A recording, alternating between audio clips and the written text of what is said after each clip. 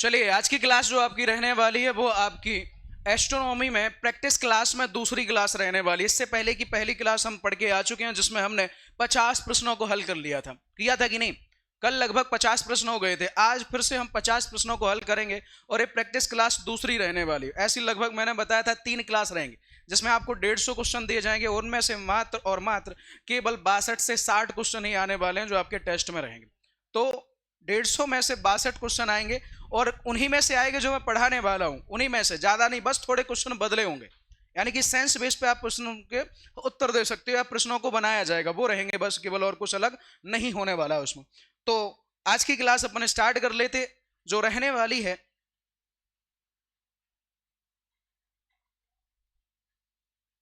ठीक है, जो रहने वाली है आपकी प्रैक्टिस क्लास दूसरी। तो इसका पहला प्रश्न ये रहा आपकी स्क्रीन पर और दीजिए इसका जवाब। पहला प्रश्न है, सौर मंडल के ग्रहों को उनके आकार के अनुसार घटते क्रम में व्यवस्थित करने पर पृथ्वी का कौन सा स्थान आएगा? बताइए जरा। घटते क्रम में, आकार की दृष्टि से घटते क्रम में जब कभी भी पृथ्वी को लिया जाएगा तो उसमें पृथ्वी का कौन सा नंबर आने वाला है? ये इसका उत्तर आप बताइए। दूसरे नंबर का बड़ा ग्रह है पृथ्वी। घटते क्रम में, घटते क्रम में, घटते क्रम में बोला गया। बताइए जरा।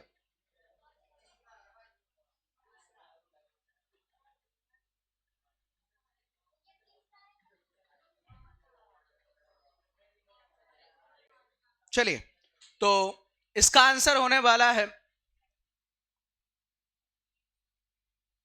कौन सा रहने वाला है बताइए? तो इसका आंसर होगा सी, यानी कि तीसरा।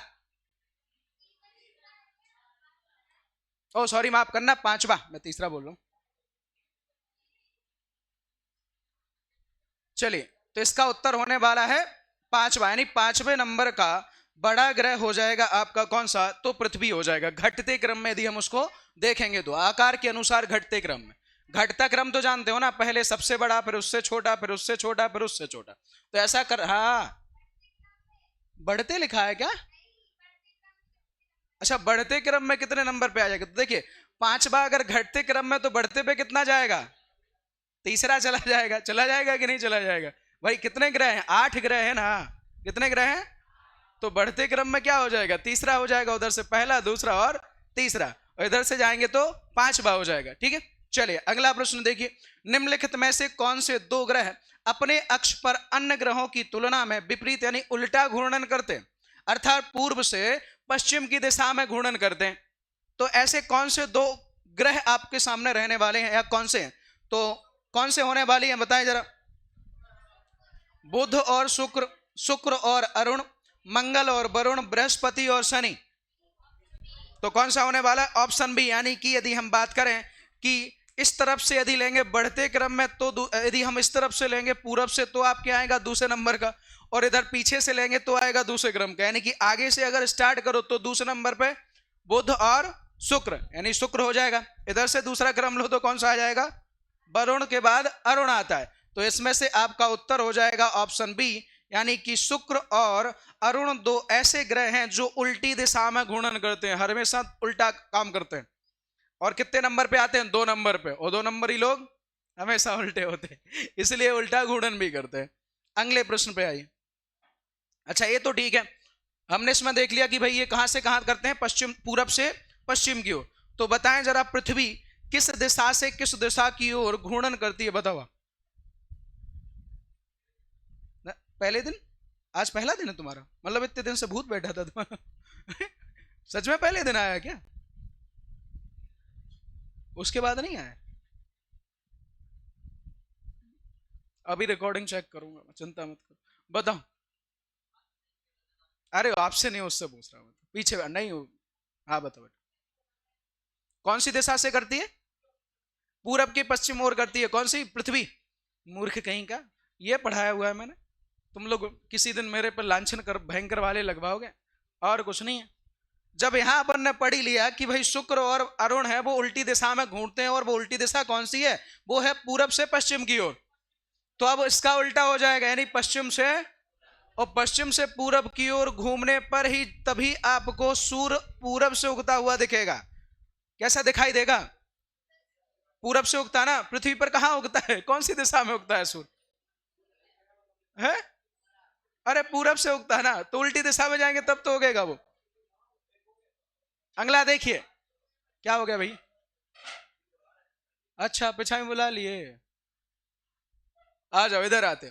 सौर मंडल का वह ग्रह कौन सा है, वह कौन सा सबसे छोटा व हल्का ग्रह है जिस पर वायुमंडल ना होने के कारण दिन अत्यधिक गर्म और रातें बर्फीली होती हैं? तो किस एक ग्रह पर सौर मंडल की अनुपस्थिति के कारण वह दिन में सर्वाधिक गर्म रहता है और रात में सर्वाधिक ठंडा रहता है? तो कौन सा हो जाएगा? तो इसका राइट आंसर हो जाएगा कौन सा? बुध। अरे कौन सा बता दिया? बुध। कौन सा हो जाएगा? बुध हो जाएगा। ठीक है, मुझे लगा यहां लिखा हुआ है बुध। अगला प्रश्न देखो। अच्छा क्यों होता है? भले ये सबसे करीबी ग्रह है, सबसे करीबी है, तो इसमें ठंडा तो होने की कोई चांस होने नहीं चाहिए, लेकिन फिर भी इसमें वायुमंडल नहीं है, इसीलिए रात्रि के समय पर इसका जो तापमान है वो -180 तक चला जाता है, और दिन का तापमान होता है वो प्लस में कितना चला जाता है आपका? 480। हाँ ठीक है, आगे देखें। बुध ग्रह पर वायुमंडल के अभाव के सर्वाधिक उल्कापात होने के बने गड्ढों में सबसे बड़ा क्रेटर कौन सा है? तो एकमात्र ऐसा गड्ढा है बुध पर जो सबसे गहरा गड्ढा होता है, उसमें कौन सा रहता है आपका? है ऑप्शन है कोरलिस बेसिन। चलिए अगला प्रश्न देखेंगे। अगला प्रश्न देखिए, शुक्र ग्रह के वायुमंडल में किस गैस की सर्वाधिक मात्रा पाई जाती है जिस कारण यह सौरमंडल का सबसे गर्म ग्रह हो जाता है? ये बता रहा भाई, ठीक ठाक बताओ। सही है, तो कौन सी पाई जाती है? कार्बन डाइऑक्साइड पाया जाता है, और इसी कारण बस यह सबसे ज्यादा गर्म ग्रह हो जाता है। अच्छा सुनो जरा, कार्बन डाइऑक्साइड आपकी सबसे गर्म गैस के रूप में जानी जाती है क्योंकि यह गैस ऐसी होती है जिसमें घुटन पैदा होती है, और इसीलिए शुक्र ग्रह को क्या कहा जाता है? दमघोटू ग्रह के रूप में भी जाना जाता है। एक इसका प्रश्न और बनता है कि बताए वह कौन सा ग्रह है जिसे दमघोटू ग्रह के रूप में भी जाना जाता है? तो वो भी कौन सा हो जाएगा? शुक्र हो जाएगा।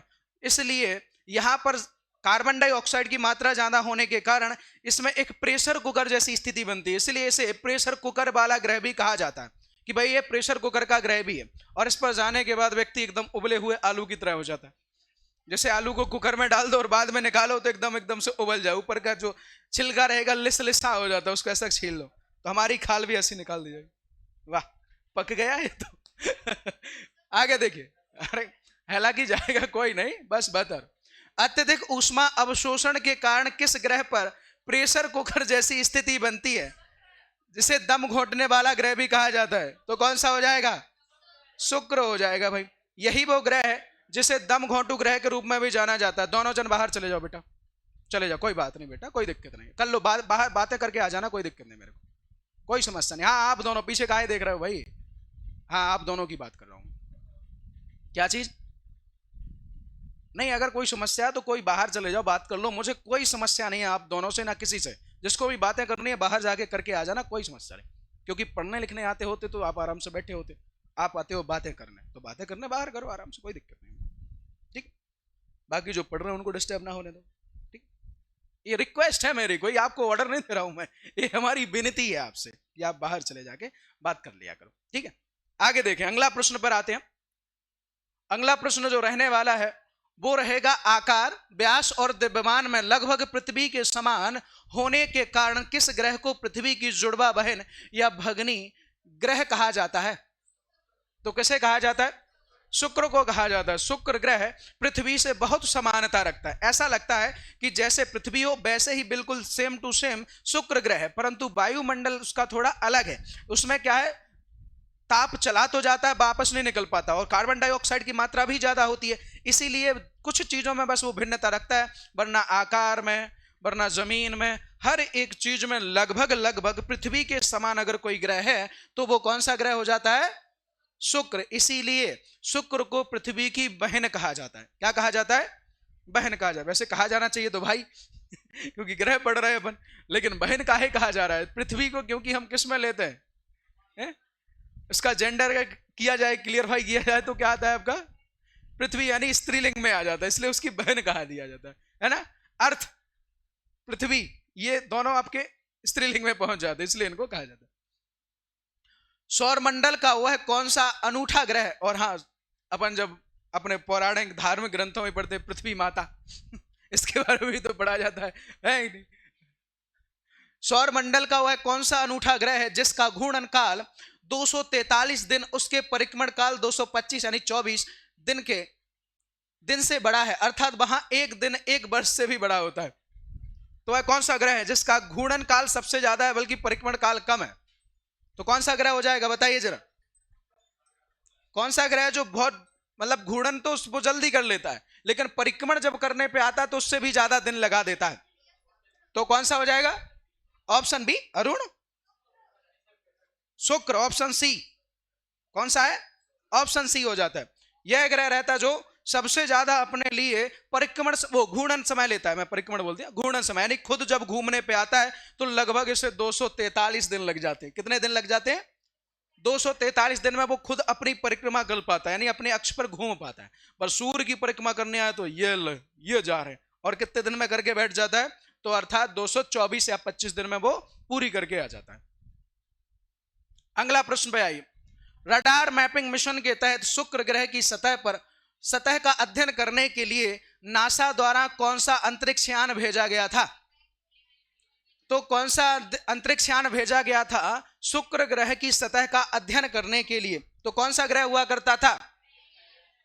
तो मैगेलन करके एक उपग्रह हुआ करता था जो नासा द्वारा भेजा गया था। नासा कौन से देश की स्पेस एजेंसी है? अमेरिका की। किसकी है? National aeronautics space and research organisation, इसका फुल फॉर्म होता है।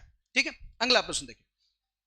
अच्छा, कभी कभी नासा का वो भी पूछा जाता मुख्यालय कहां पर है? तो नासा का मुख्यालय मिलेगा वॉशिंगटन डीसी में, जो अमेरिका की कैपिटल है, अमेरिका की राजधानी है वॉशिंगटन डीसी। ठीक है, अब आगे देखें। अभी वर्तमान में अमेरिका के प्रेसिडेंट कौन है? डोनाल्ड ट्रंप है। उनका वो आइकॉनिक डांस बहुत प्रसिद्ध है। जब कभी भी वो किसी भी रियलिटी शो या कहीं भी जाते हैं किसी भी उसमें, तो अपना वो आइकॉनिक सॉन्ग जरूर, वो डांस जरूर करते ठीक है, आगे देखें। हमारे एक एक्टर हुआ करते थे, चूंकि अभी अभी उनका निधन हुआ है, धर्मेंद्र, जिनको न्यूज वालों ने पहले ही निपटा दिया था उसके 8 दिन बाद वो फिर निपटे बाद। तो उनका भी यही डांस हुआ करता था, ऐसे करते थे वो, ऐसे ही उन्होंने कॉपी किया हुआ है डोनाल्ड ट्रंप पर। अब आगे देखें 60 नंबर का प्रश्न। तो भोर का तारा और सांझ का तारा मुख्य रूप से किस ग्रह को कहा जाता है जो पृथ्वी के निकट होने के कारण सर्वाधिक चमकीला दिखाई देता है? तो कौन सा ग्रह? शुक्र ग्रह। शुक्र ग्रह को भोर का तारा बोलते हैं अपन। किसका तारा बोलते हैं? भोर का तारा। अच्छा सुनना, भोर का तारा, सांझ का तारा, ये दोनों अगर कहा जाए तो शुक्र आएगा। क्यों कहा जाएगा? क्योंकि पृथ्वी के सबसे करीब होने के कारण, इसमें कार्बन डाइऑक्साइड की मात्रा अधिक होने के कारण यह अधिक चमकीला दिखाई देता है, और यह ग्रह होने के बावजूद भी हमें तारे के समान दिखाई देता है। इसलिए हम भोर का तारा और सांझ का तारा शुक्र ग्रह को कहते हैं। किसको कहते हैं? शुक्र ग्रह को। ये हमेशा कहां दिखाई देगा? तो ये पूरब दिशा में दिखाई देता है। कहां दिखाई देता है? पूरब दिशा में दिखाई देता है। जब कभी भी आप, क्योंकि भाई सूर्य कहां से उगता है? उगता नहीं, तो वो सूर्य तो अपनी इस जगह पर स्थित है ही, हम पृथ्वी चक्कर लगा रही है, तो पृथ्वी जब घूमती है तो सूर्य ही रहने वाला है। तो शुक्र कहां पाया जाता है? पृथ्वी के आगे वाले हिस्से में पाया जाता है, और वो सूर्य के करीब वाला हिस्सा। तो हम जब भी आते तो कहां दिखाई देगा हमको? पूरब वाले हिस्से में दिखाई देने लग जाता है कि नहीं? आराधना है, कहां गायब थी इतने सालों तक? हो गए, रह गया अभी भी।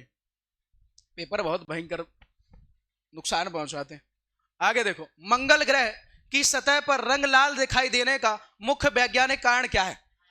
या वैज्ञानिकों ने क्या कारण बताया कि मंगल ग्रह जो है एकदम से लाल है? तो कारण क्या है? Iron oxide. यहां पर आयरन ऑक्साइड की अधिकता के कारण यह जो ग्रह है यह लाल दिखाई देता है। कैसा दिखाई देता है? हमको लाल नजर आता है, और यही इसका कारण होता है। इसकी मिट्टी को अगर देखेंगे हम तो मिट्टी एकदम से लाल है क्योंकि इसमें आयरन यानी लोहे की अधिकता ज्यादा है, और आपने देखा होगा हमारी पृथ्वी पर भी जहां कहीं भी लाल मिट्टी पाई जाती है उसमें भी लोहे की अधिकता होती है। बहुत सारे क्षेत्र में लाल मिट्टी है, जैसे गुजरात के ऊपरी वाले हिस्से में जाएंगे तो वहां भी लाल मिट्टी मिलेगी। यदि हम मध्य प्रदेश के मालवा क्षेत्र में जाएंगे तो वहां भी लाल मिट्टी है, मालवा वाला जो इलाका है। धौरा प्लांट वो मुरमा है भैया, मुरम है। लाल मिट्टी की अपन बात कर रहे हैं जो खेतों में, जिसमें खेती भी अपन करते रहे। लोहा निकल रहा है, हाँ ठीक है, अच्छी बात है, धौरा वाला प्लांट, ठीक। सौर मंडल का सबसे ऊंचा पर्वत निक्स ओलंपिया, जो माउंट एवरेस्ट से 3 गुना भी अधिक है ऊंचा है, इस किस ग्रह पर स्थित है? तो कौन से ग्रह पे मिलता है निक्स ओलंपिया? जो माउंट एवरेस्ट पर्वत की, जो माउंट एवरेस्ट जो पर्वतमाला है या चोटी है उससे 3 गुना ऊंचा है। तो कौन सा ग्रह पे? मंगल पर। मंगल भवन अमंगलहारी, इसी वाले ग्रह पे आपको देखने को मिलेगा निक्स ओलंपिया। और कितना ऊंचा है माउंट एवरेस्ट से? तो सोच लीजिए माउंट एवरेस्ट कितनी ऊंची है बताओ? 8,848 मीटर है ना, 8,848। अगर उस ऐसे मान लो तो 8 × 24 है ना, तो लगभग 25, हाँ 25,000 मीटर तक चला जाता है, बहुत ऊंचा। अब आगे देखें, मंगल ग्रह पर बर्फ होने की जानकारी सर्वप्रथम किस अंतरिक्ष अन्वेषण लैंडर द्वारा दी गई थी? यानी किस एक अंतरिक्ष अन्वेषण लैंडर द्वारा यह जानकारी दी गई कि मंगल ग्रह पर पानी नहीं है पर बर्फ है, ऐसा कहा गया था है? तो कौन सा हुआ करता था? फिनिक्स मार्स लैंडर, इसके द्वारा यह जानकारी दी गई थी। आगे देखें, देखिए मंगल ग्रह के बारे में थोड़ी सी जानकारी और ले लें। मंगल ग्रह को ऐसा माना जाता है कि पृथ्वी के बाद दूसरा वह ग्रह जहां पर जीवन की सबसे ज्यादा संभावना अगर कहीं पर है तो वो कौन सा ग्रह है? मंगल ग्रह। जीवन की सबसे ज्यादा संभावना व्यक्त करने के लिए सबसे पहले कपास का पौधा अगर किसी ग्रह पर भेजा गया तो वो कहां पर भेजा गया है? ये भी प्रश्न पूछा जाता है कि पृथ्वी के अलावा किसी दूसरे ग्रह पर अगर कोई प्लांट्स जो कपास का पौधा है वो भेजा गया तो वो ग्रह कौन सा है? मंगल ग्रह। यहां पर कपास का पौधा भेजा गया, अब भेजा गया वो पूर्ण रूप से जीवित है या नहीं है अभी इसकी जानकारी नहीं लगी है, लेकिन यदि मान लीजिए कि वो उसके लिए वातावरण उपलब्ध हो जाएगा, क्योंकि सबसे पहले प्लांट्स लगाए जाएंगे किसी भी ग्रह पर। प्लांट्स होंगे तो ऑक्सीजन होगी, ऑक्सीजन होगी तो फिर कोई जीव होगा, क्योंकि जीवों को जिंदा रहने के लिए क्या जरूरी है? कि एक मुलाकात तो जीवों के लिए, इंसानों के लिए जिंदा रहने के लिए ऑक्सीजन जरूरी है, मुलाकात जरूरी नहीं है ठीक है, याद रख ले रहे। वो तो हमारा भारतीय सिनेमा ऐसा है, पता नहीं किस किस तरीके से गाने बनाता रहता है, जिंदा रहने के लिए तेरी कसम, लेकिन मुलाकात जरूर। ऑक्सीजन की वैल्यू नहीं समझते लोग, ऑक्सीजन थोड़ी देर के लिए छीन ली जाए उनसे, वही गाने वाले से, तो उसके तड़प तड़प के एकदम से बुरा हाल हो जाएगा, फिर पता चलेगा जिंदा रहने के लिए तेरी कसम नहीं, ऑक्सीजन बहुत जरूरी है सनम अब तो, है ना। आइए जरा अगला देखेंगे, 64 नंबर का प्रश्न पे आ जाइए। 64 नंबर के प्रश्न में कहा गया है, भारतीय अंतरिक्ष अनुसंधान संगठन यानी ISRO, Indian space and research organisation, ने अपना ऐतिहासिक मार्स ऑर्बिट मिशन, जिसे मॉम के नाम से जाना जाता है, क्या नाम दिया गया इसको? इसको कहा गया है मॉम, ठीक है। मॉम या मंगलयान किस रॉकेट प्रक्षेपण यान के माध्यम से 5 नवंबर 2013 को भेजा गया था? तो कौन सा हुआ करता था आपका? PSLV-C-25, यह रॉकेट का नाम था जिस रॉकेट से भेजा गया था। रॉकेट क्या होता है कि केवल सैटेलाइट को ले जाने का काम करता है, किसी भी अंतरिक्ष यान को ले जाने का काम करता है, और वो ऊपर ही ऊपर नष्ट हो जाता है, बाकी सैटेलाइट अपने कक्षा में प्रक्षेपित कर दिया जाता है। तो वो जो रॉकेट हुआ करता था उसका नाम क्या हुआ करता था?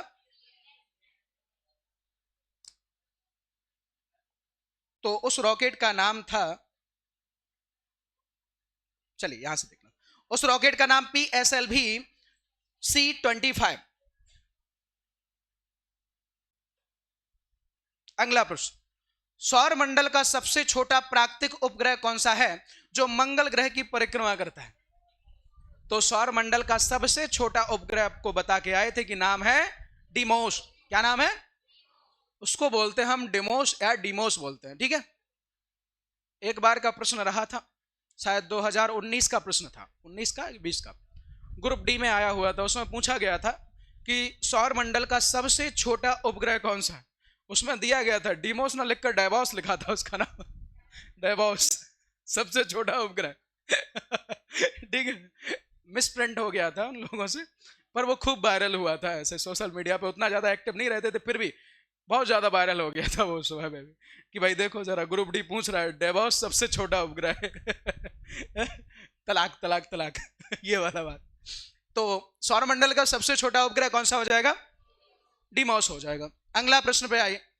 अंतरिक्ष या सौर मंडल का वह रहने योग्य क्षेत्र जहां किसी ग्रह पर जीवन की अनुकूल संभावना पाई जाती है वैज्ञानिक भाषा में क्या कहलाता है?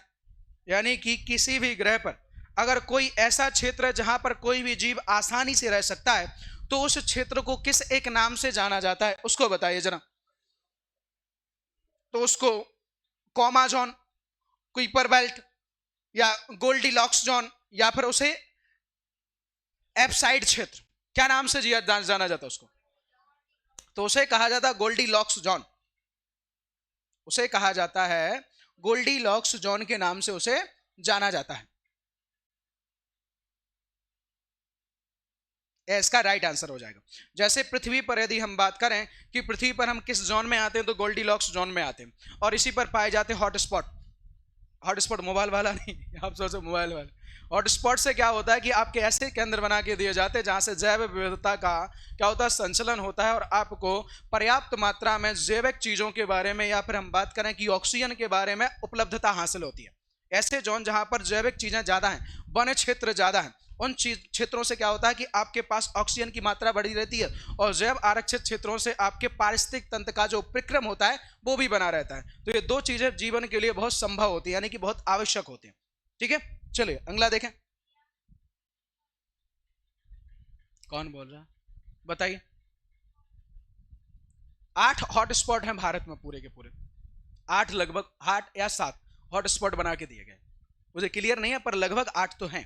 ठीक है, जैसे भारत में 8 प्रकार की मिट्टी पाई जाती है, क्लियर भाई, मतलब कि कुल मिलाकर 8 प्रकार की। 9वीं मिट्टी को हम पर्वतीय मिट्टी बोल देते हैं, वो एक एक्स्ट्रा में जोड़ते हैं अपन उसको। इसी प्रकार उन्हीं को मिलाकर आपके हॉटस्पॉट को भी बनाया गया, जो कि कंफर्म कर लूंगा, हो सकता है कि उससे कम या बढ़ भी हो सकते हैं।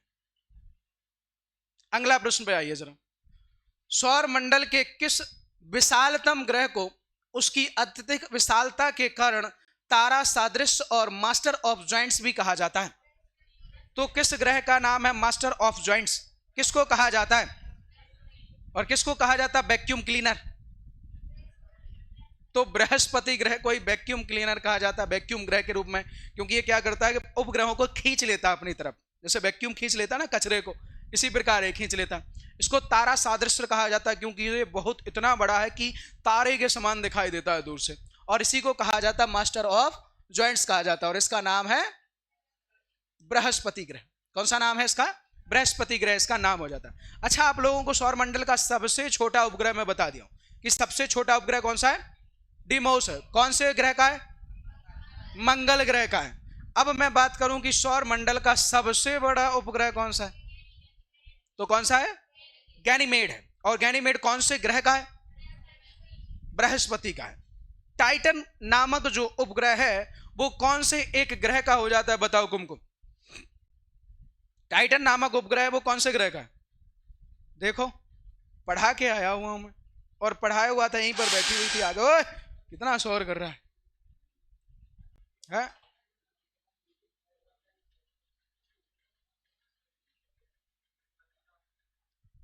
टाइटन नामक जो उपग्रह रहता है वो कौन से ग्रह का हो जाता है?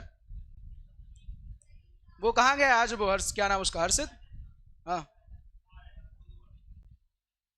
मतलब बाद में आते हैं क्या ये लोग? है हमारा बड़ा अच्छा नहीं लग रहा का? लग रहा हो प्लेट खाए है। बड़ा अच्छा लग रहा हो तो ठीक है, राजीव भैया नहीं इसलिए मैं आज क्लास लिए हूँ, बाकी आपकी इसके बाद मैथ्स रीजनिंग की लग जाएंगी। तो 1.5-2 घंटे आपको मेरे साथ ही बिताने होंगे, चाहे अच्छे बिताएं चाहे बुरे बिताएं, आपको अच्छा लगे चाहे बुरा। ये लो देखो कितनी लंबी उम्र है इस आदमी की, है? नाम लिया और आदमी हाजिर है। बताओ, इसी को याद कर रहा था कि वो हर्षित नहीं आया आज। ठीक है, बढ़िया है, चलो मेरी वजह से लंबी उम्र हो तो रही उसकी। चलिए, तो आपके 67 नंबर के प्रश्न का उत्तर क्या हो जाता है कि बृहस्पति होगा। सौर मंडल का सबसे बड़ा ग्रह भी कौन सा रहता है? बृहस्पति रहता है। सौर मंडल में यदि हम बात करें कि ग्रहों को दो भागों में डिवाइड करके हम पढ़ते हैं, एक को बोलते हैं पार्थिव ग्रह और एक को बोलते हैं जोवियन ग्रह।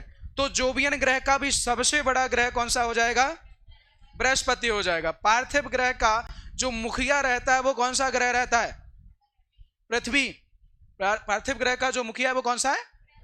जब कभी भी आप लोगों ने देखा होगा, सुना भी होगा कि जब कोई व्यक्ति मर जाता है, जब कोई जीव मर जाता है, उसके शरीर को पार्थिव शरीर बोलते हैं या पार्थिव कहा जाता है कि पार्थिव शरीर हो गया। पार्थिव यानी पृथ्वी में मिल गया, यानी मिट्टी हो गया, यही बोलते ना पार्थिव। नहीं बोलते क्या? नहीं सुना? कोई बात नहीं, आज सुन लो। जब कोई भी डेड बॉडी होती है तो उसे पार्थिव कहा जाता है, यानी कि पार्थिव शरीर, यानी वो मिट्टी में मिल चुका है। पृथ्वी से ये संबंधित है कि वो पृथ्वी में मिल चुका है। और पंचतंत्र से मिलकर ही हमारा शरीर बना हुआ है, ये तो हम सब जानते हैं। बना कि नहीं बना? कौन से पंचतंत्र हैं बताओ? वायु, हवा ठीक है, कोई बात नहीं, बहुत बढ़िया। तो हाँ जल, थल, अग्नि, वायु और आकाश, ये 5 ऐसे तत्व हैं जिनसे मिलकर हमारा शरीर का निर्माण होता है, ऐसा माना जाता है। बताओ दोस्त,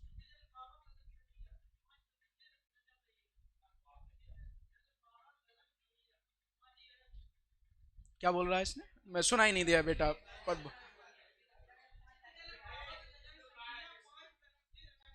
अच्छा अच्छा, चौपाई बोल रहा है, कोई श्लोक बता रहा मेरे को। अच्छा, बहुत बढ़िया, अच्छी बात है। क्षितिज बोल रहा है ना? क्षितिज यानी आसमान होता। ठीक है ठीक है, बहुत बढ़िया। आगे देखिए। गुड यहां जाइए, अगले प्रश्न पर आइए जरा। क्या पूछ रहा था? टाइटन। अच्छा, उपग्रह की बात कर रहा था मैं कि सौर मंडल का सबसे सॉरी, सौर मंडल का शनि का उपग्रह कौन? अरे यार, वो तो आंसर ही बता रहे। टाइटन नामक जो उपग्रह है वो कौन से ग्रह का है, ये पूछा था। तो कौन सा हो जाएगा? शनि का हो जाता। शनि जो ग्रह रहता है उसका सबसे बड़ा उपग्रह है टाइटन। ठीक है, अब आगे देखो जरा। अपने तीव्र गुरुत्वाकर्षण बल के कारण सौर मंडल के कचरे और क्षुद्र ग्रहों को अपनी ओर खींच लेने के कारण बृहस्पति को क्या कहा जाता है? तो बृहस्पति को कहा जाता है वैक्यूम क्लीनर। क्या कहा जाता है? कि भाई ये जो ग्रह है ना, ये वैक्यूम क्लीनर है, क्योंकि ये क्षुद्र ग्रहों को और कचरे को अपनी तरफ ले लेता है, और अपनी तरफ लेने के बाद अपने अंश में, यानी कि अपनी तरफ घुमा, मतलब मेरा चक्कर लगा खूब लगा ली इधर उधर चक्कर, अब मेरे पास घूमते रहो, मेरा चक्कर लगाते रहो, ये कर लेता हूं। हाँ, बाहरी तो खड़ी है, बुला लो उसको, लेवा लाओ लेवा लाओ बेटा।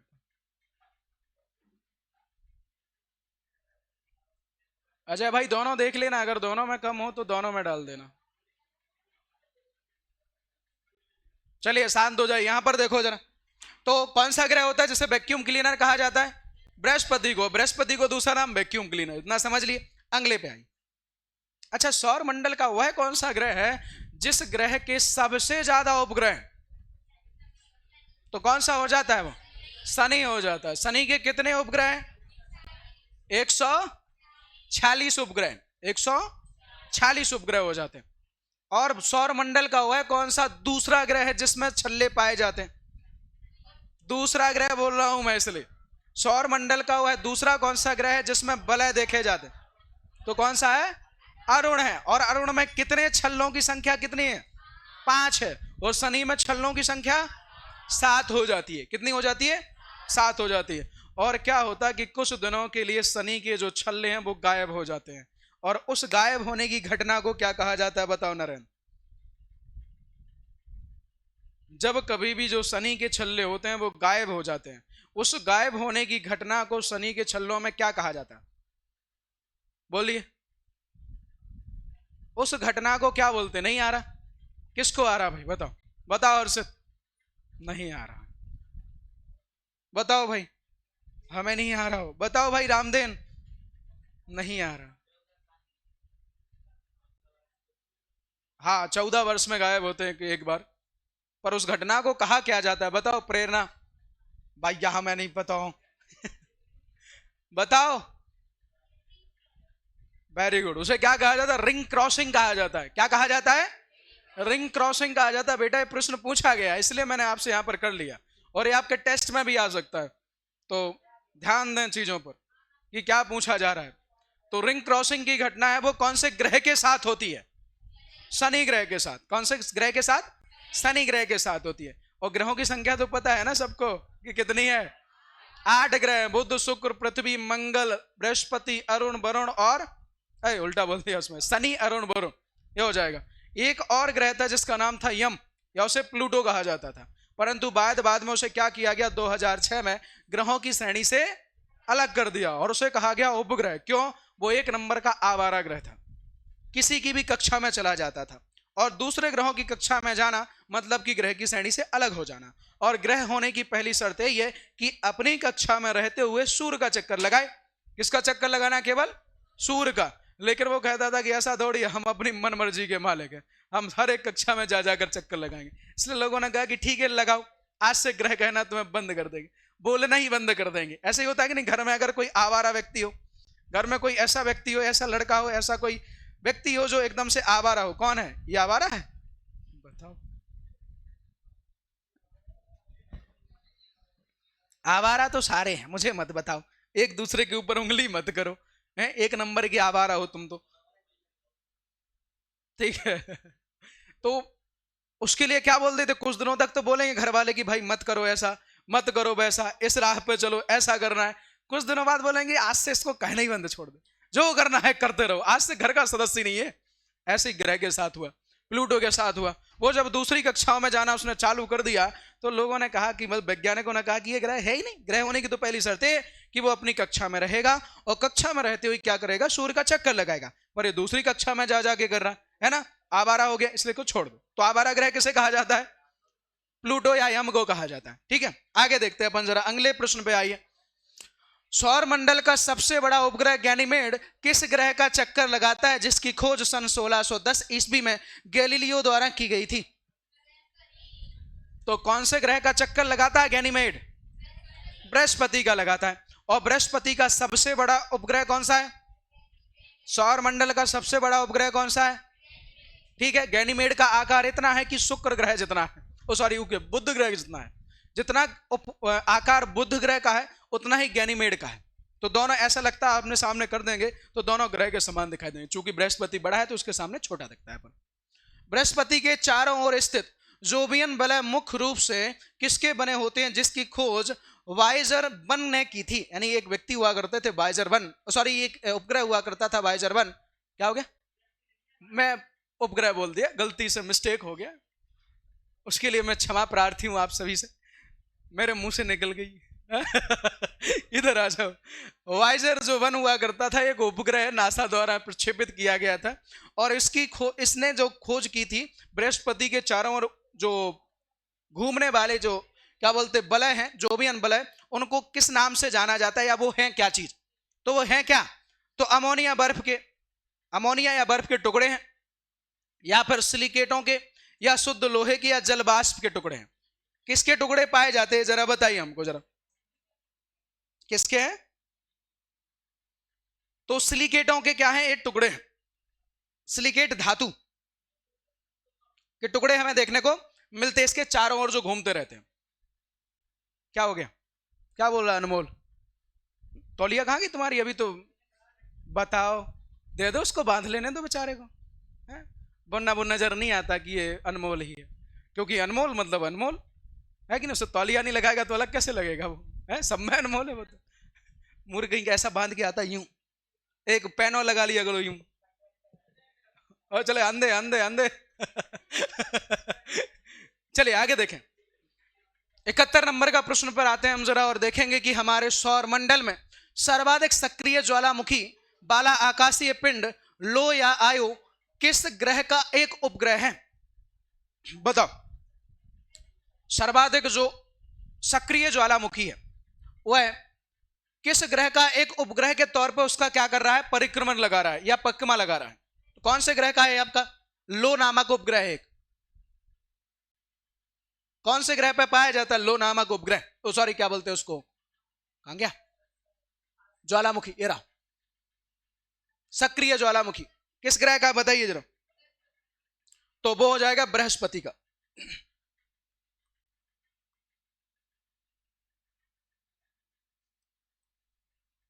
बृहस्पति।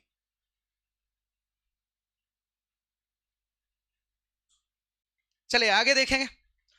सौर मंडल के किस ग्रह का औसत घनत्व तो सबसे कम है जिसके कारण इसे पानी पर रखने पर यह तैरने लगेगा। यह प्रश्न मैंने बताया था कि एकमात्र ऐसा ग्रह जिसे तैरता हुआ ग्रह भी कहते हैं कि भाई अगर इसे पानी में छोड़ दिया जाए तो यूं चला जाएगा नाव की समान और ये डूबेगा नहीं, इसलिए इसका घनत्व तो सबसे कम हो जाएगा। होगा कि नहीं? तो वो कौन सा ग्रह हो जाता है?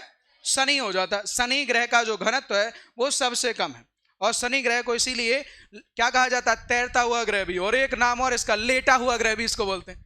क्यों है? और इसको भंगुर ग्रह भी कहा जाता है। भी सही है कि अगर मान लीजिए पृथ्वी का एक टुकड़ा लीजिए और शनि का लीजिए, दोनों को यूं मसल दीजिए तो शनि वाला टुकड़ा यूं चूर चूर हो जाएगा और फिर आप बोल दोगे कि यूं मिट्टी के समान मसल दूंगा, शनि के समान मसल दूंगा, क्योंकि शनि जो है वो भंगुर ग्रह है।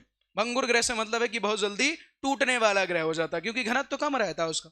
रहता है जैसे एक आपको एक हाथ में फोम का टुकड़ा दूं, फोम जानते ना, यूं मसल दिया जाता है, और एक हाथ में दे दूं लोहे का टुकड़ा, दोनों को मसलने को कहा जाए, फोम आराम से मसल जाएगा। ऐसा ही है शनि। अगले प्रश्न पर आइए। शनि ग्रह के चारों ओर स्पष्ट दिखाई देने वाले 7 सुंदर वलयों के कारण इसे किस नाम से जाना जाता है? बताइए जरा। तो इसका दूसरा नाम कौन सा हो जाता है? कौन सा हो जाता है? सौर मंडल की परी।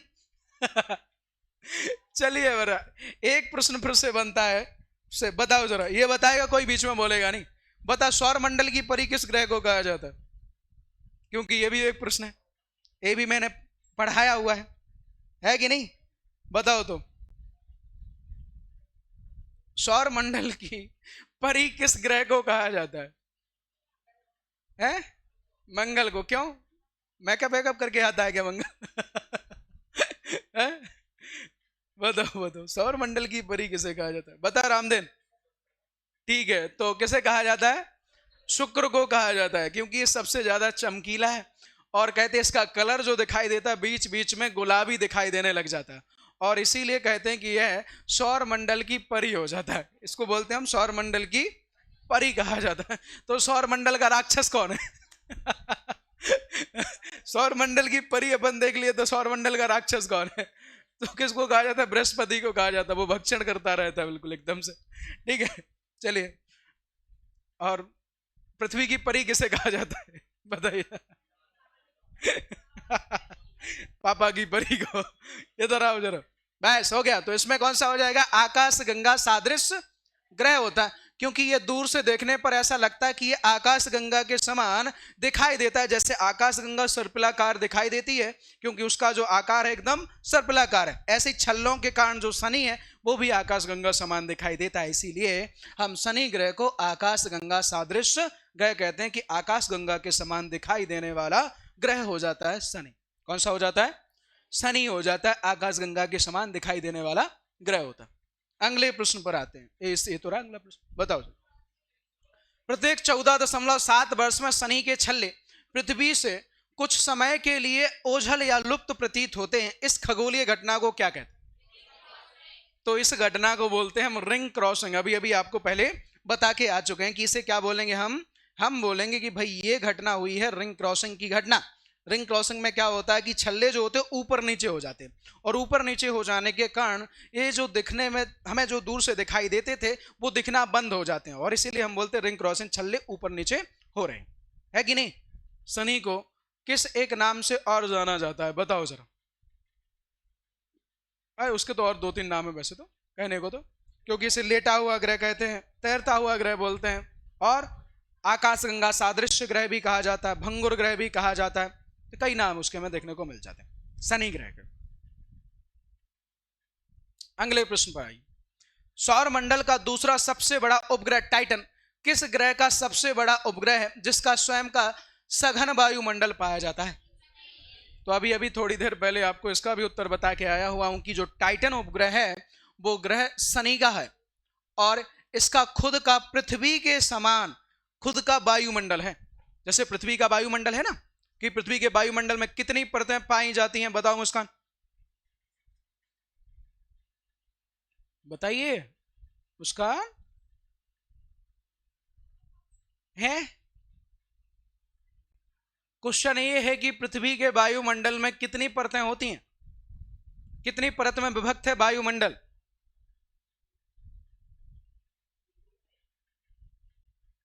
बताए अरविंद, बताओ कौन कौन सी? हाँ। हम्म। हम्म। आयरन मंडल, लोहे वाला मंडल। और दो नहीं आ रहे, तीन तो बता दिए हो। एक गलत बता दिए, फिर भी उसको सुधार लेंगे। तो कितने मंडल होते हैं बताओ जरा? हैं कितने?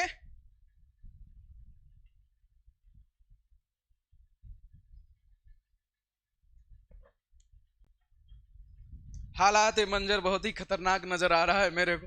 ऐसा लग रहा है कि आप लोग पढ़ने में थोड़ी सी भी रुचि नहीं दिखा रहे हो। थोड़ी सी दिलचस्पी दिखाओगे तो शायद बहुत कुछ हो सकता है, पर नहीं दिखाना आपने, है कि नहीं? बताओ।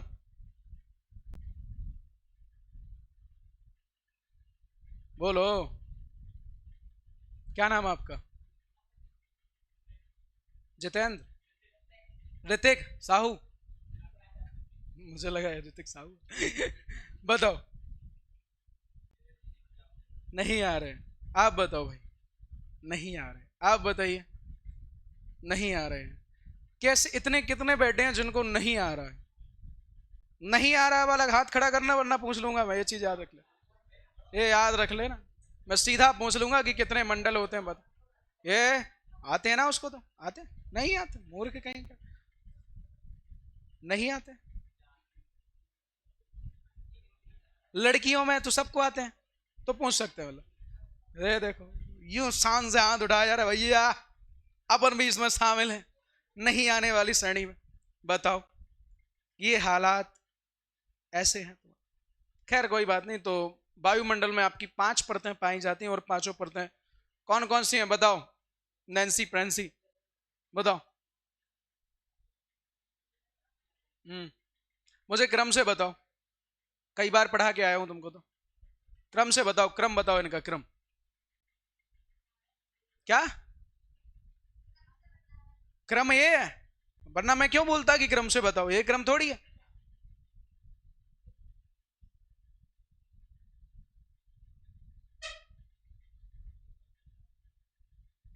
पढ़ना लिखना नहीं है, अब मुझे समझ आ रहा है तुम लोग।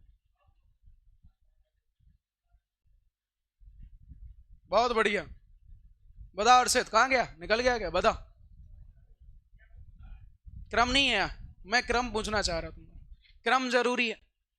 कभी कभी पूछा जाता है क्रम क्या है, बाकी ऐसे तो बोल ही दोगे इधर का उधर, कहीं का ईंट कहीं करोड़ा, भानुमति का महल जोड़ा, कहीं से भी बना दोगे तुम लोग। ठीक है, खैर कोई बात नहीं। किसको, तुमको आता क्रम? किसको आता क्रम? किसको आता? नरेंद्र बता। हाँ। हाँ।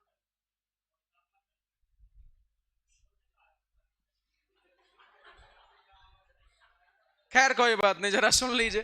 तो आपके वायुमंडल की परतों की यदि मैं बात करूं, तो वायुमंडल की परतें मुख्य रूप से आपकी 5 परतें होती। कोई बात नहीं, यहां देख लें। और 5 परतों में मैं बात करूं कौन कौन सी हैं, तो पहली परत का नाम हो जाता है क्षोभ मंडल। पहली परत का नाम है क्षोभ मंडल। ठीक है।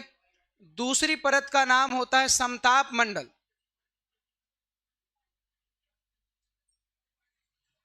कोई बात नहीं। तीसरी परत का नाम होता है मध्य मंडल। और चौथी परत का नाम होता है आयन मंडल। और पांचवी परत का नाम होता है आपका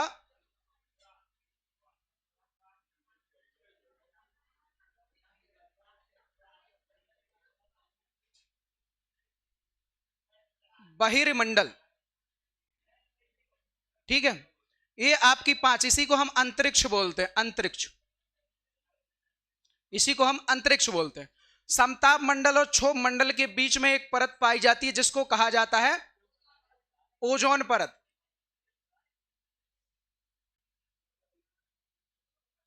ओजोन परत होती है, ठीक है। प्रत्येक प्रकार के जीव जंतु, प्रत्येक प्रकार के वनस्पति, प्रत्येक प्रकार की भौगोलिक गतिविधियां अगर कहीं होती हैं तो वो होता है क्षोभ मंडल। और जो हवाई जहाज वगैरह उड़ाए जाते हैं, एरोप्लेन वगैरह जिसे हम एयरबस के रूप में जानते हैं, वो सारे के सारे उड़ाए जाते हैं कहां पर, तो समताप मंडल में, क्योंकि यहां पर किसी प्रकार की हवा, किसी प्रकार का टेरिफ वगैरह नहीं होता है, इसीलिए कहां पर पहुंच जाते हैं सारे के सारे, तो रनवे से जैसे ही उड़ते हैं तो सीधे के सीधे कहां पहुंचते हैं, समताप मंडल में, वहां सीधे सीधे उड़ते रहते हैं, क्योंकि वो जो मंडल है यहाँ हवा का प्रभाव नहीं होता, इसीलिए यहाँ पर किसी भी प्रकार का वायुमंडल ना होने के कारण यह बिल्कुल सम होता है, इसीलिए इसे हम समताप मंडल के तौर पर जानते हैं। ओके, तो ये 5 मंडल आप देख लेना, यही आपके वायुमंडल है। क्या होते हैं आपके वायुमंडल है, जो पृथ्वी का वायुमंडल है, क्रम याद रख लेना मूर्खो, ठीक है। चलिए हम अपने प्रश्न पर आते हैं। 76 नंबर का प्रश्न देखेंगे कि शनि का कौन सा उपग्रह उसकी कक्षा के अन्य उपग्रहों की तुलना में बिल्कुल विपरीत यानी उल्टी दिशा में परिक्रमा करता है। यानी कि शनि का एक उपग्रह, और ये जो परिक्रमा करने पे आता है तो ये उल्टी दिशा में परिक्रमा करता है, बल्कि सभी उपग्रह हैं जो वो सीधी दिशा में परिक्रमा करते हैं। तो इसमें से कौन सा एक उपग्रह हो जाएगा, बताइए जरा। तो उसका आंसर हो जाएगा फोबे। कौन सा है, फोबे है। टाइटन नहीं करता भैया मेरे, उसका नाम फोबे होता है। फोबे, फोबे नाम का एक उपग्रह, ये शायद लिखाया हुआ है कि नहीं लिखाया, नहीं लिखाया तो आज सुन ले, फोबे नाम का उपग्रह होता, ठीक।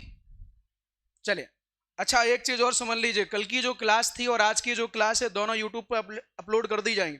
भाई टेस्ट की तैयारी ऐसी कीजिए कि आपके 100 में से कम, अरे मतलब जितने भी दें हम, 60 प्रश्न दें, 70 प्रश्न दें, उनमें से कम आपके लगभग 5 या 4 अंक ही उसमें से कम हो जाएं किसी कारणवश, वरना पूरे में पूरे लाने की पूरी कोशिश कीजिए, क्योंकि आपको ये मान के चलिए कि पूर्ण रूप से बता दिया कि ये आना है, अब तब भी यदि नहीं कर पाओगे तो फिर तो ये आप लोगों की भयंकर वाली लापरवाही है, ये मान के मैं चलूंगा। टेलीग्राम पे क्या, यूट्यूब पे ही डाल रहे हैं, यूट्यूब पे नहीं देख पाओगे, मूर्ख कहेंगे, वाचिंग टाइम नहीं बढ़ाओगे हमारा है। पीपीटी तो डालता ही हूं टेलीग्राम पर, ऐसा नहीं है, परंतु भाई पीपीटी डिलीट कर दूंगा मैं वहां से आज। यूट्यूब पे जाके देखो, फिर पीपीटी डलेगी तुम लोगों की, वहां जाके जरूर देखना, कमेंट करना है एक कमेंट नहीं करते हो मूर्खो तुम सब। यहाँ बैठे हो कम से कम 35-36 लोग तो होंगे आप लोग, उस पर व्यूज आते हैं कम से कम भाई मान के चलो 50 या 52, मतलब बाकी लोग केवल कम ही देख पा रहे हो ऐसा लग रहा है। तुम लोग कोई भी नहीं देखता मुझे पता है, इतने में से बैठे कोई ना तो अभी सब्सक्राइब नहीं किया होगा चैनल, ऐसे कितने लोग हैं जिन्होंने नहीं किया, कैसे हंस के बोल रहे हैं कि हमने नहीं किया, भाई कर लेना। कहाँ गया यूट्यूब चैनल, दिखा नहीं है यहाँ पर, बाद में बताऊंगा ठीक है। MG classes office, MG classes Pradipur नाम से आता है, आप यूट्यूब पर जैसे ही सर्च करोगे आपको पहले यानी 2 ऑप्शन देखेंगे, एक एकेडमिक का है, एक आपका कॉम्पिटेटिव एग्जाम का है, तो उससे आप उसको फॉलो वो कर लीजिए, सब्सक्राइब कीजिए और जाके वहां से इनकी तैयारी कीजिए। बाकायदा प्लेलिस्ट बना के दिए, हर एक सब्जेक्ट का प्लेलिस्ट बना हुआ है, तो उसमें आपको मिल जाएगा। ये PDF आपको, ये जो वीडियो ये मिलेगा आपको, विश्व भूगोल का एक प्लेलिस्ट बना हुआ है, उसमें जाकर आप देख लेना, प्रैक्टिस 1 प्रैक्टिस 2 करके उसमें मिल जाएंगे, ऐसी वो वीडियो डली होगी, ठीक है। चलिए अगले प्रश्न पर आते हैं। तो अगले प्रश्न पर ये रहा, 13 मार्च सन 1781 को सर विलियम हर्शेल द्वारा खोजे गए किस ग्रह को आधुनिक ग्रह या लेटा हुआ ग्रह कहा जाता है? आधुनिक ग्रह की बात कर रहा हूं मैं कि किस एक ग्रह को आधुनिक ग्रह के तौर पर जाना जाता है। आधुनिक ग्रह किसे कहा जाता है? तो अरुण, वरुण, प्लूटो या शनि को किसको कहा जाएगा कि यह एक आधुनिक ग्रह है? ये तो आपको बताया था मेरे हिसाब से मैंने कि किस एक ग्रह को आधुनिक ग्रह कहा जाता है। किसको कहा जाता है? तो अरुण को कहा जाता है। किसको कहा जाता है? अरुण को कहा जाता है।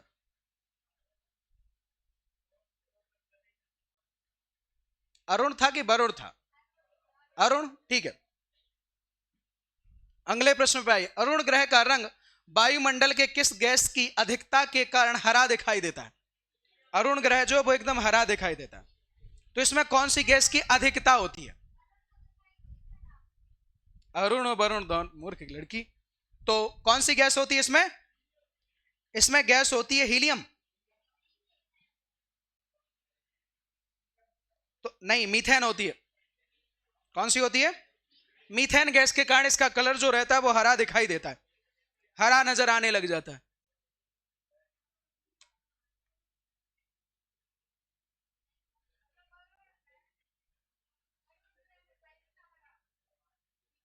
क्या हो गया? वरुण दिखाई देता है ना, दोनों दिखाई देते हैं लगभग लगभग में तो, पर ये हरुण ज्यादा दिखाई देता है मीथेन के कारण। अगला देखें,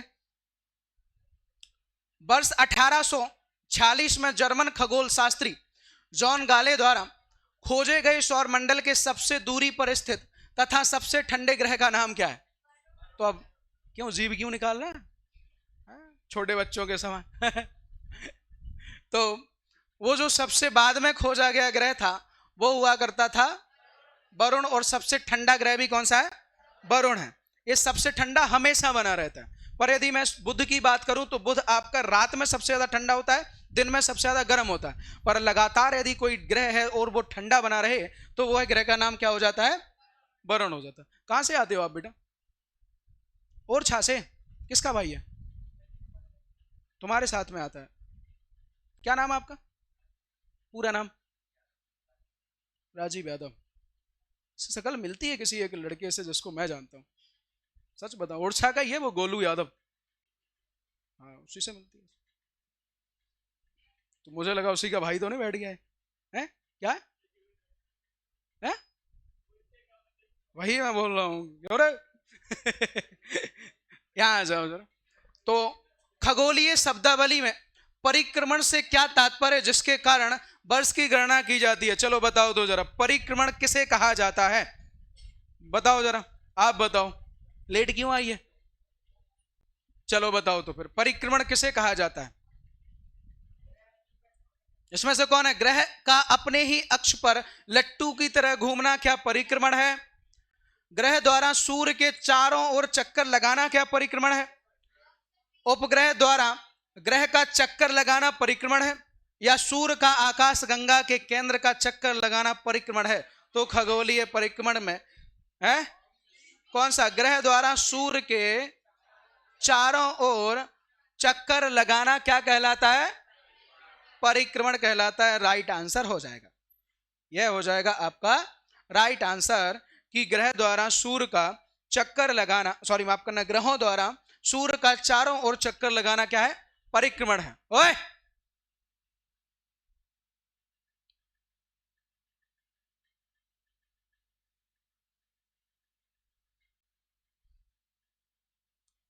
अगले प्रश्न पर आइए। सूर्य के चारों ओर ग्रह के चक्कर लगाने के मार्ग की प्रवृत्ति कैसी होती है? पूर्ण वृत्ताकार, दीर्घ वृत्ताकार, सर्पिलाकार या त्रिभुजाकार? त्रिभुजाकार कैसे इसमें ऑप्शन में आ गया? ऐसे घूमता है क्या ग्रह कोई? ऐसे नहीं घूमता है। क्या ऐसे घूमता है ग्रह? हाँ, ऐसे ही घूमता है, लेकिन फिर भी कैसा घूमता है? दीर्घ वृत्ताकार, लगभग दूरी कर करके घूमता रहता है। ठीक है, चलिए, तो इसका उत्तर क्या हो जाएगा? इसका हो जाएगा उत्तर दीर्घ वृत्ताकार स्थिति में कोई भी जो ग्रह रहता है वो सूर्य का क्या करता है? चक्कर लगाता रहता है कि नहीं? बताओ जरा, तो आप बताओ, पृथ्वी को सूर्य का चक्कर लगाने में कितना समय लगता है? 365 दिन। कितने दिन लगते हैं? तो 365 दिन ऐसे सूर्य का चक्कर लगाने में लग जाते हैं। 365 दिन सूर्य का चक्कर लगाने में लगा जो समय है, तो इस काल को या इस पूरे कालखंड को किस एक नाम से जाना जाता है? बताइए तो क्या कहलाता है इसको? एक सौर वर्ष नहीं बोलेंगे इसको, इसको बोलेंगे हम कि एक वर्ष, पृथ्वी का एक वर्ष होता है आपका, क्योंकि पृथ्वी पर रहते हैं अपन, तो हमारे लिए 365 दिन का एक वर्ष हो जाता है। ठीक है, एक साल।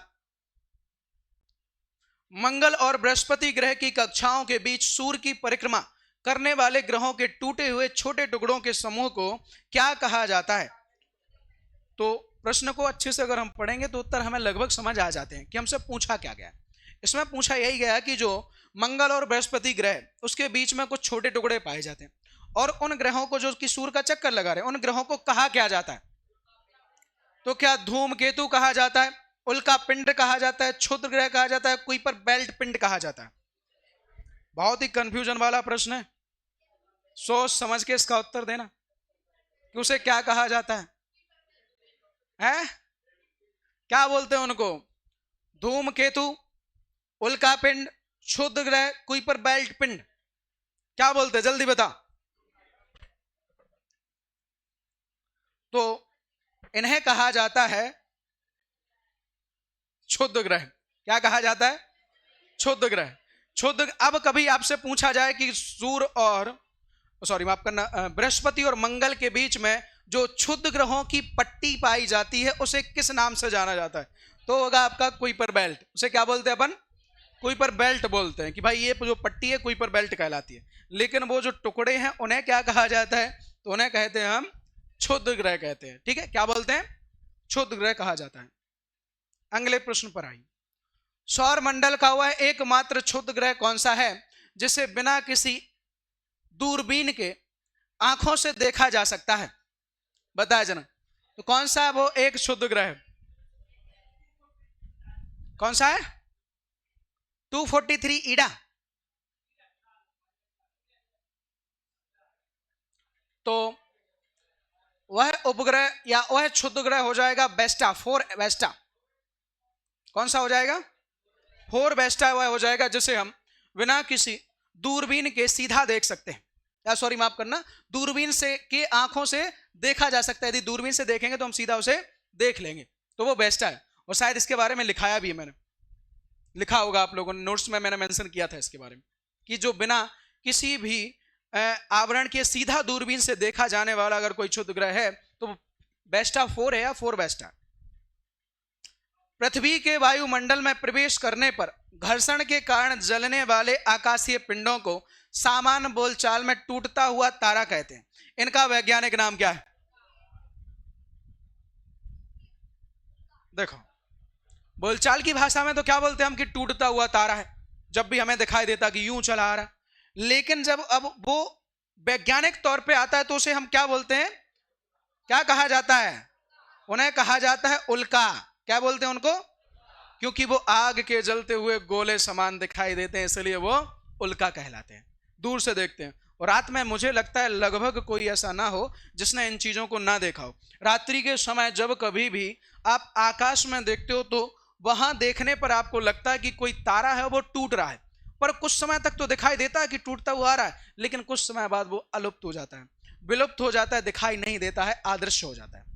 ऐसा दिखाई देगा वो, लेकिन दरअसल वो कोई तारा नहीं होता है। वो होते हैं उल्का पिंड, जो क्या होते हैं कि पृथ्वी के वायुमंडल में प्रवेश करते हैं और घर्षण से जलने लग जाते हैं, तो जलते हुए दिखाई देते हैं और ऐसा लगता है कि तारा टूट के नीचे आ रहा, जमीन पर आ रहा, परंतु वो क्या है? उल्का पिंड होते हैं। क्या होते हैं? उल्का पिंड होते हैं। ठीक है, आगे देखें।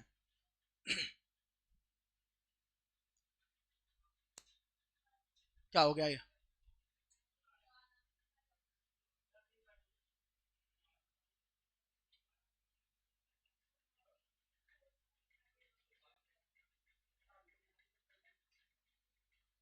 ये उल्टा होगा मुझे लग रहा।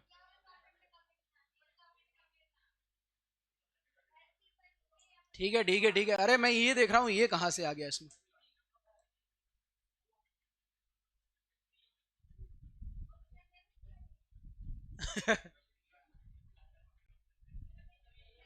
चलिए आगे बात नहीं करें। तो जमीन पर लोनार झील यानी भारत पर महाराष्ट्र यानी लोनार झील संयुक्त राज्य अमेरिका के एरिजोना के विशाल गड्ढे का निर्माण किस खगोलीय घटना के कारण हुआ है? तो किसके कारण हुआ है? उल्का पिंड के गिरने से ही हुआ है। अच्छा, इस चीज को समझिए। क्या होता है जब कभी भी किसी भी पृथ्वी के किसी एक भाग पर उल्का पिंड गिरता है तो वहां पर बहुत बड़े गड्ढे का निर्माण हो जाता है, क्योंकि वो जमीन धंस जाती है। और धंसने के कारण क्या होता है कि वो जो गड्ढा होता है बहुत दिनों के बाद अगर जब बारिश होती है तो बारिश का पानी उसमें भर जाता है, तो वो एक झील का रूप ले लेता है। और झील का रूप जब लेता है तो उसे हम बोलते हैं कौन सी झील? उसे कहा जाता है क्रेटर झील। क्या नाम बोलते हैं उसको हम? ऐसी झीलों को, या ऐसी झील को हम बोलते हैं कि ये कौन सी झील है भाई? तो एक क्रेटर झील है, क्रेटर झील। तो क्या होता है कि लोनार में, लोनार झील है, इसे हम बुल्ढाना झील के तौर पर जानते हैं। क्या जानते हैं? बुल्ढाना झील के तौर पर भी जानते हैं। तो बुल्ढाना, लोनार झील, क्रेटर झील का उदाहरण सबसे अच्छा होता है। यहां पर बहुत दिन पहले या बहुत साल पहले कोई उल्का पिंड गिरा था और बहुत बड़े गड्ढे का निर्माण हुआ। बारिश के समय इन गड्ढों में पानी भर गया और फिर हम इन्हें एक झील के तौर पर जानते हैं, जिन्हें हम क्रेटर झील के तौर पर बोलते हैं। लेकिन झीलों के प्रकार की यदि हम बात करें तो झीलें कुल मिलाकर लगभग आपकी 5 प्रकार की झीलें होती हैं। 4 प्रकार की झीलें होती हैं। कितने प्रकार की होती है? 4 प्रकार की। झीलों के प्रकार कितने हैं? 4। कौन कौन से, जरा उनको भी देख लो।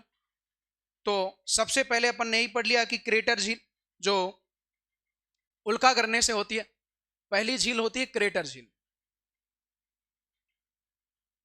यह आपकी उल्का गिरने पर होती है, उल्का पिंड जब गिरता है तब बनती है। दूसरी होती है लैगून झील, लैगून झील।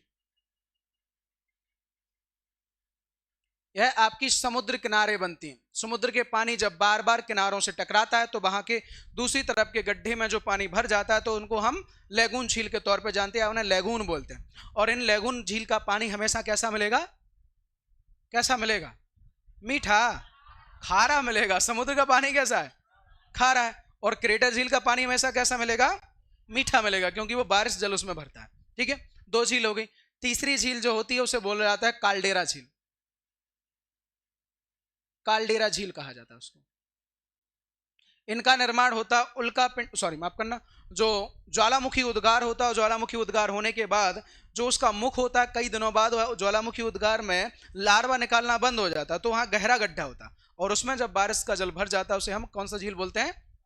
काल्डेरा। ये आपका ज्वालामुखी के मुख पर बनी हुई झील होती है। और एक झील और होती है जिसे कहा जाता है गौखुर झील। गौखुर झील कहा जाता है। ये झील वो झील होती है जो कि कभी किसी नदी के द्वारा अपना मार्ग बदल लेने के बाद एक हिस्से को छोड़कर बनाई गई झील होती है। कैसे, जरा समझना।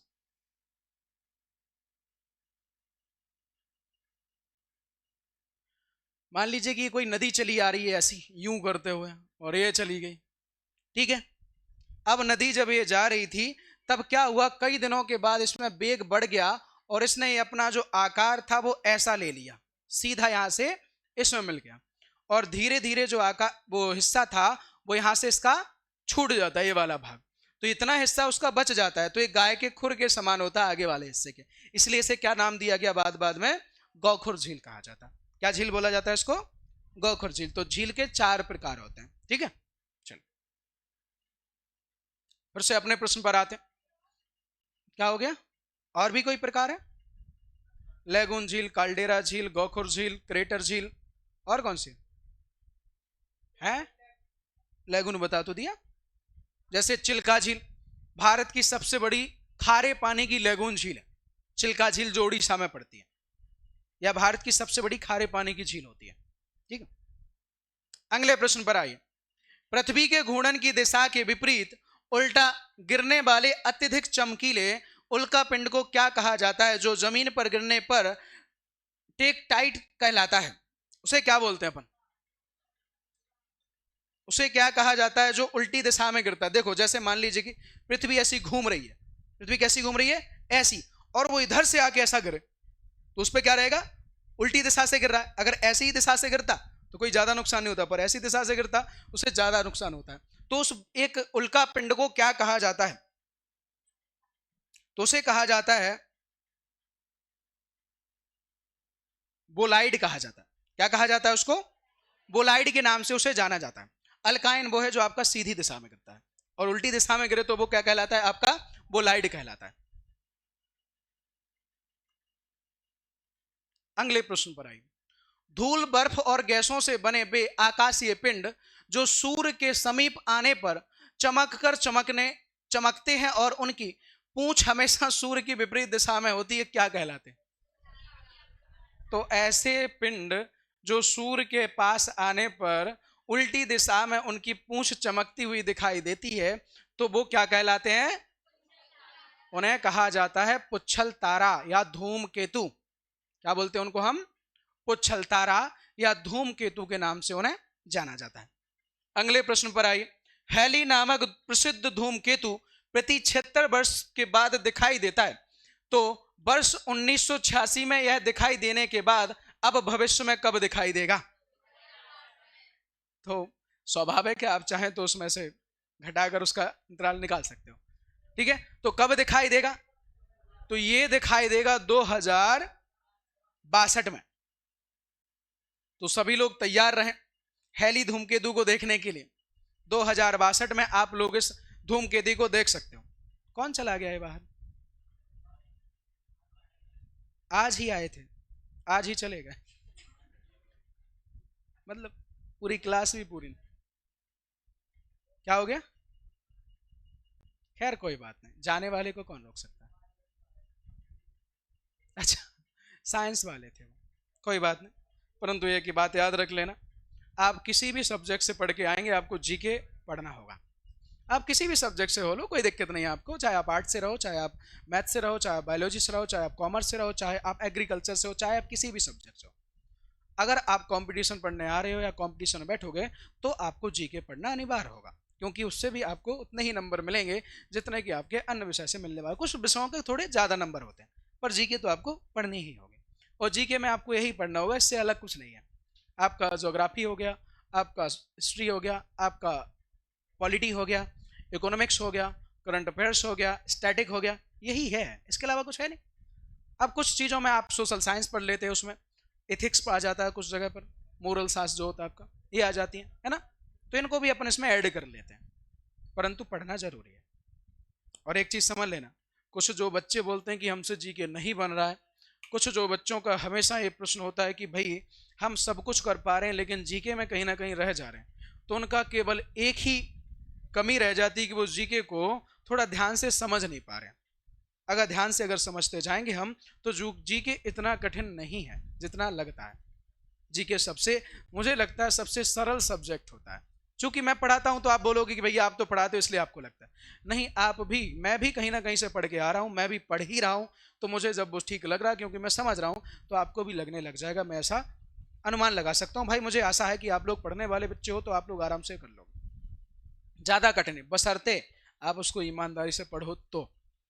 और बेईमानी से पढ़ोगे कि बातें ही कर रहे हो बैठे बैठे एक दूसरे, और आज कहाँ चलना बता, जल्दी कोचिंग खत्म करने के बाद चलने वाले, तो फिर कुछ नहीं होने वाला है। वो कहावत होती है हमारे बुंदेलखंड में कि आग लगे तो ही पोथी में और मन रखो मोई रोटी में। तो ये बुंदेलखंड की कहावत है कि जब हमारा मन कहीं दूसरी जगह लगा हो तो कहीं नहीं लग सकता।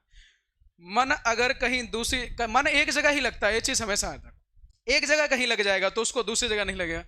तो मन को अगर किसी एक अच्छी जगह लगाना है तो कहीं से उस मन को निकालना होगा। तो कहीं दूसरी जगह मन लगा के बैठे हो तो इधर मन नहीं लगेगा, वहीं पर मन जाएगा बार बार कि ओ माय गॉड वो सुहाने दिन वो तो उधर मन चला जाएगा, इधर नहीं आ पाएगा। तो उधर से मन हटाओ कि वो पुराने दिन, वो सुहाने दिन, यहाँ आओ नए दिन पर, यहाँ पढ़ना जरूरी है। ठीक है, अगले प्रश्न पर आइए।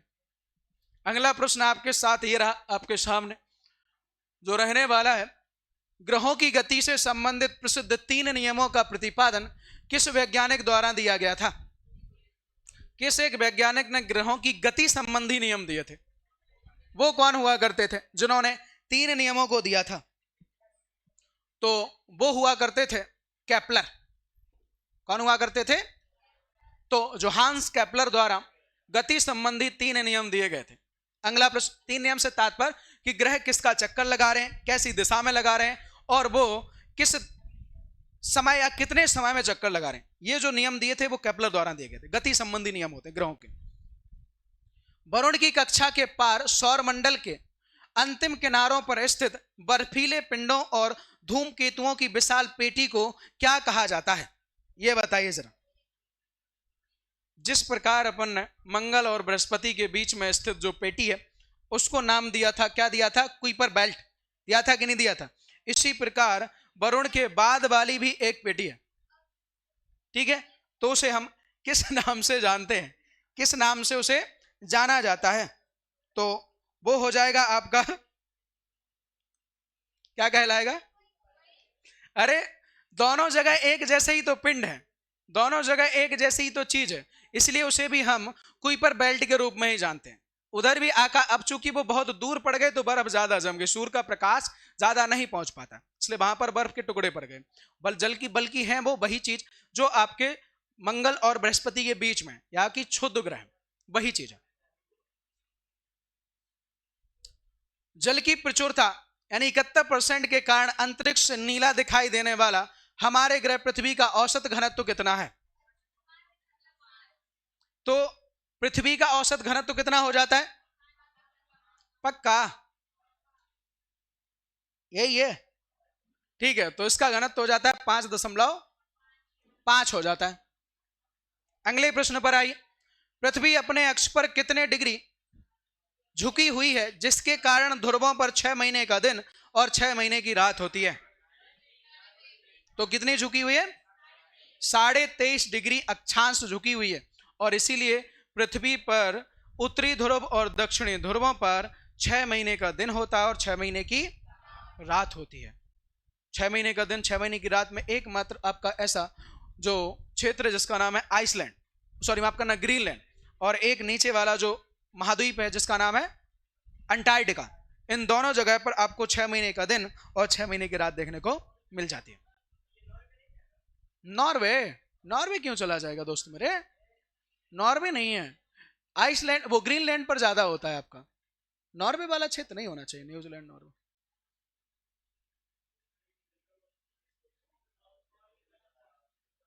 नॉर्वे में कहां होता है? मेरे हिसाब से ग्रीनलैंड पर ही होता है। अगले प्रश्न पर आ जाइए।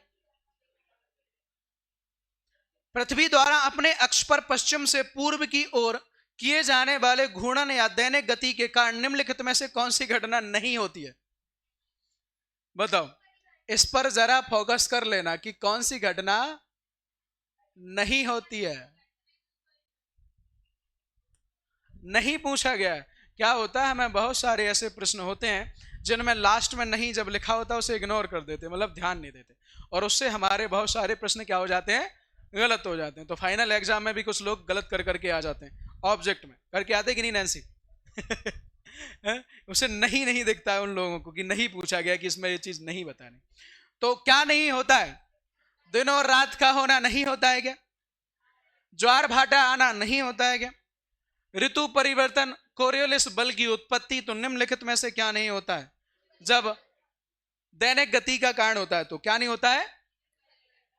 इसमें से ऋतु परिवर्तन इसकी घटना नहीं है, क्योंकि ऋतु परिवर्तन क्या घटना? परिक्रमण की घटना है।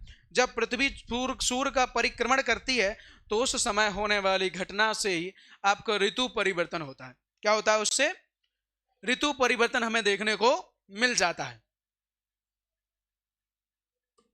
चलिए अगले प्रश्न पर आइए। प्रत्येक वर्ष 4 जुलाई को जब पृथ्वी सूर्य से सब अपनी अधिकतम दूरी यानी 15.21 करोड़ किलोमीटर पर होती है तो इस खगोलीय स्थिति को क्या कहा जाता है? तो उसे क्या कहा जाता है? अपसौर कहा जाता है। क्या कहा जाता है? अपसौर कहा जाता है। देखो, दो घटनाएं बनती हैं, आपको बताया हुआ है, अपसौर उपसौर, अपभू उपभू, दोनों घटनाएं। जब पृथ्वी से चंद्रमा सबसे ज्यादा दूरी पे होता है तो उस घटना को क्या बोलते हैं? अपभू बोलते हैं। और जब सूर्य पृथ्वी से सबसे ज्यादा दूरी पे होता है तो उसे क्या बोलते हैं? अपसौर बोलते हैं। बोलते हैं कि नहीं? अब ऐसे सूर्य जब पृथ्वी के सबसे करीब हो तो उपसौर, और चंद्रमा पृथ्वी के सबसे करीब हो तो उपभू। क्या बोलते हैं उसको? तो दोनों चीजें याद रख लेना। अगले प्रश्न पर आइए। अपसौर और उपसौर की स्थितियों को मिलाने वाली सूर्य के केंद्र से गुजरने वाली काल्पनिक रेखा को क्या कहा जाता है? यह बताइए जरा। मतलब ऐसी रेखा जो अपसौर और उपसौर की स्थिति को मिलाती है, उस रेखा को हम किस एक नाम से जानते हैं? बताइए जरा। तो उसे कहा जाता है एपिसाइड लाइन। क्या बोलते हैं उसको? एपिसाइड लाइन के नाम से उसे जाना जाता है। अगले प्रश्न पर आइए। पृथ्वी और सूर्य के बीच की औसतन दूरी लगभग 14.96 करोड़ किलोमीटर या 15 करोड़ किलोमीटर है। तो पृथ्वी सूर्य से कितना दूरी पर? 15 करोड़ किलोमीटर दूर पर।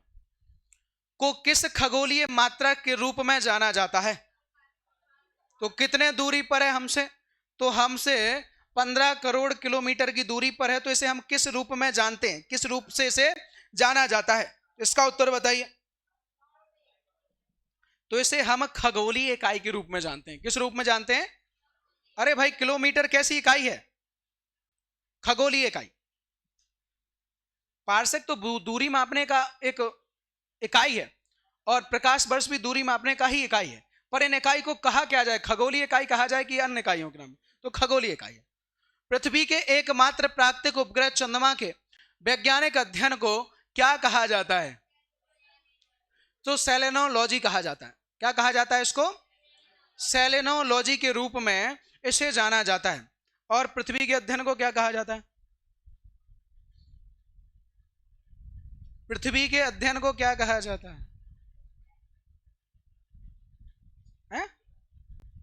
अरे जियोग्राफी, और क्या बताओ, ये लोग हो आप। अरे पृथ्वी के अध्ययन को हम क्या बोलते हैं? जियोग्राफी बोलते कि नहीं? क्या? 21 जुलाई सन 1969 को अमेरिकी अंतरिक्ष यात्री नील आर्मस्ट्रांग और एडविन एड्रिनल अपोलो 11 यान से चंद्रमा की जिस अंधकारमय और शांत सतह पर उतरे थे उसे क्या कहा जाता है? तो कौन से सागर पर उतरे? क्योंकि चंद्रमा पर जो धूल के बादल होते हैं जिन पर कभी प्रकाश नहीं पहुंचता है, रेगिस्तान वाला इलाका है, उन्हें हम शांति सागर बोलते हैं। क्या बोलते हैं? तो नील आर्मस्ट्रांग और एडविन एड्रिनल अपोलो 11 से शांति सागर पर ही उतरे थे, यहीं पर उतरे थे वो। अगला प्रश्न, जब चंद्रमा और पृथ्वी के बीच की दूरी न्यूनतम हो जाती है तो इस स्थिति को क्या कहते हैं? अब देखो, अपन ने अभी पढ़ा था दूसरा, अब पढ़ रहे हैं दूसरा, कि जब चंद्रमा और पृथ्वी जब बहुत पास आ जाते हैं तो उन्हें क्या कहा जाता है? उपभू कहा जाता है। कि भाई ये जो स्थिति है यह उपभू की स्थिति बनी हुई है। अगला प्रश्न, हमें पृथ्वी से चंद्रमा का हमेशा एक ही भाग यानी अधिकतम कितना भाग? 59% दिखाई देता है। इसका मुख्य कारण क्या है? तो चंद्रमा का कोई वायुमंडल नहीं है। चंद्रमा का गुरुत्वाकर्षण पृथ्वी से 1/6 भाग है।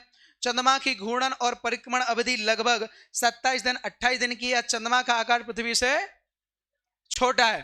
तो इसका उत्तर क्या होने वाला है बताइए जरा। तो इसका उत्तर क्या रहेगा? अरे ये होगा, क्या हो जाएगा? चंद्रमा की घूर्णन और परिक्रमण अवधि लगभग कितनी है? तो समान है। और कितनी है? लगभग 27 दिन और 8 घंटे, जिससे कि यह पूर्ण रूप से पूर्ण से नहीं आ पाता और पृथ्वी उससे पहले निकल जाती है, क्योंकि भाई उसे पहले निकलना होता है। इसीलिए इसका जो भाग है हमें केवल और केवल कितने % दिखाई देता है? 59% दिखाई देता है। ठीक है। और इसी के साथ आपकी ये जो PDF है, ये जो क्लास है, हो जाती है समाप्त। तो दूसरी क्लास और इसके आगे आपकी तीसरी क्लास रहने वाली, और तीसरी क्लास में भी हम प्रैक्टिस करने वाले हैं कल, और उसके बाद रहेगा आपका टेस्ट। तो ये 2 क्लास आप बहुत अच्छे से देख लीजिए। एक क्लास कहाँ मिलने वाली है? तो आपको MG क्लासेस के YouTube चैनल जिसका नाम है MG क्लासेस विथिपुर, यहाँ से आपको ये क्लास उपलब्ध हो जाइए। जाकर वहाँ से रिवीजन कीजिए और अच्छे से तैयारी कीजिए और अच्छे से आप टेस्ट दीजिए। ठीक है।